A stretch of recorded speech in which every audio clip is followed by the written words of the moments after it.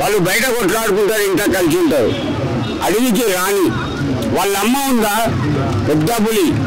జగన్ గారు ఉన్నారా, అతన్ని తట్టుకోవడం ఎవరితోటి కాదు, డబ్బుతో కానీ రాజకీయంతో కానీ రౌడిజంతో కానీ. ఒకటి బాగినాడు బాబాయ్, తండ్రికి దగ్గర కొడుకు అనుకున్నాడు. ఆ తండ్రి వాళ్ళ బాబు కొండారెడ్డి దగ్గరున్నాడు. నేను చూసిన పులివెందల్లో వాళ్ళ తాతను రాజారెడ్డిని చూసినాడు. ఇట్లా పట్టుకుంటే 4 కదలరు, ఇట్లా ఉంటాడు. వాళ్ళ కుటుంబమే గ్రేట్ బాబాయ్. వాళ్ళని తట్టుకోవడం ఎవరితోటి కాదు. అంటే కొంతమంది అంటున్నారు ఏదైతే ఉందో వాళ్ళు చేసిన అక్రమాలకు కాదు, అందుకనే కేసులు పెట్టి జగన్ లోపల చేయాలని. ఒకటి బాధ్యత, మా నాన్న సీఎం అనుకో, నేను డబ్బు సంపాదించానా? మరి అలా తప్పే ఉంది. వద్దనంగా సూట్ కేసులు ఇచ్చింది. ఒక సిమెంట్ ఫ్యాక్టరీ కట్టుకున్నా, ఒక ఐరన్ ఫ్యాక్టరీ కట్టుకున్నా, వద్దనంగా డబ్బులు ఇచ్చినాక నువ్వు వద్దంటావా? ఎవరైనా డబ్బులు వద్దన్నారు బాబాయ్. అతనదే చేస్తున్నాము. జగన్మోహన్ రెడ్డి గారిని అరెస్ట్ చేసింది ఆయన డబ్బు సంపాదించాలని కాదు. ఈ విషయం చాలా గమనించాలి. వాళ్ళ నాన్న వైఎస్ రాజశేఖర రెడ్డి గారు ముఖ్యమంత్రి అయ్యారు కాబట్టి ఇక సంపాదించాలని కేసులు పెట్టలేదు. వాస్తవం జరిగింది అది కాదు. వాస్తవం జరిగింది ఏంటంటే వైఎస్ రాజశేఖర రెడ్డి గారు హెలికాప్టర్ ప్రమాదంలో మరణించారు.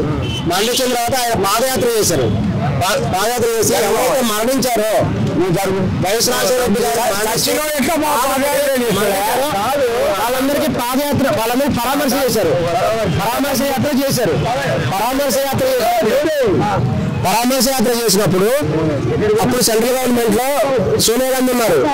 సోనియా గాంధీ గారు స్పష్టంగా చెప్పారు ఏంటంటే జగన్మోహన్ రెడ్డి గారు ఎదుగుతున్నారు అనేటువంటి విషయం వాళ్ళకి తెలిసింది. వెంటనే జగన్మోహన్ రెడ్డి గారిని అణచేయాలని చెప్పేసి వాళ్ళు క్లియర్ గా చెప్పారు. మీరు పాదయాత్ర చేయొద్దు అని చెప్పడం జరిగింది. పరామర్శ ఎవరిని చేయొద్దు అని చెప్పింది. కానీ జగన్మోహన్ రెడ్డి గారు అట్లా కాదు. ఆయన ఒక డైనమిక్ లీడర్. తన తండ్రి మరణంతో బాధపడిన కార్యకర్తలను పరామర్శించడం ఆయన న్యాయంగా ఆయన ఒప్పుకోలేదు. తప్పనిసరిగా కూడా నేను ఎవరైతే మరణించారో వాళ్ళందరినీ కూడా పరామర్శిస్తారు. మా నాన్నగారి కోసం మరణించారు కాబట్టి వాళ్ళ పరామర్శ తగిన న్యాయం చేస్తా అన్నాడు. ఆయన ఆ విధంగా న్యాయం చేయడం జరిగింది.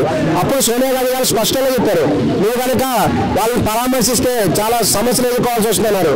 అయినా సరే సమస్యలు ఎదుర్కోవాల్సి వస్తుంది తెలిసి కూడా సెంట్రల్ గవర్నమెంట్ వ్యతిరేకంగా ఆయన పరామర్శ యాత్ర చేశారు. చేయడం వల్ల ఆయన మీద కేసులు పెట్టడం జరిగింది. పెట్టి ఆయన మీద కేసులు పెట్టి ఆయన లోపలికి పంపించారు.